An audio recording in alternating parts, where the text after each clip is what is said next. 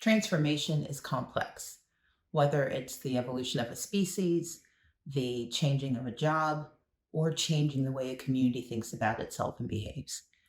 I am so proud of my youngest sister, Dr. Jeanine Abrams McLean, because she is a master of transformation. She began her career at the CDC, but she began her exploration of transformation as a young science student who studied evolutionary biology. But she was never content to be in one field, in one subject, or in one mindset. Jeanine has always challenged herself to be more, to be different, to be innovative. I still have a statue that she created when she was studying art, and I recall with incredible joy the poems and the songs and the plays that she's performed in or performed for me. You see, Jeanine is a master of understanding how to meet an audience. More importantly, she doesn't just meet, she dives in, she digs deep, and she never leaves alone. When she left her job at the CDC, as she likes to say, leaving her good government job to come and work for me, I had just created a new organization called Fair Count. The mission of Fair Count was to transform how people saw themselves.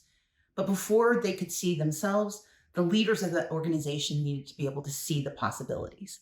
I asked two dear friends, Rebecca DeHart to serve as CEO, and my friend, my sister Jeanine, to serve as then vice president, now president of the organization. I was asking them to transform the world's understanding of the US Census.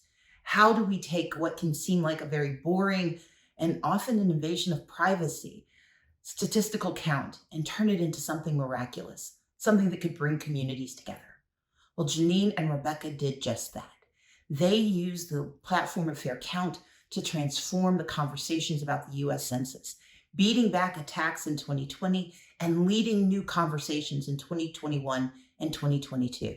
Because of their work, communities that had long been overlooked suddenly were counted among the numbers.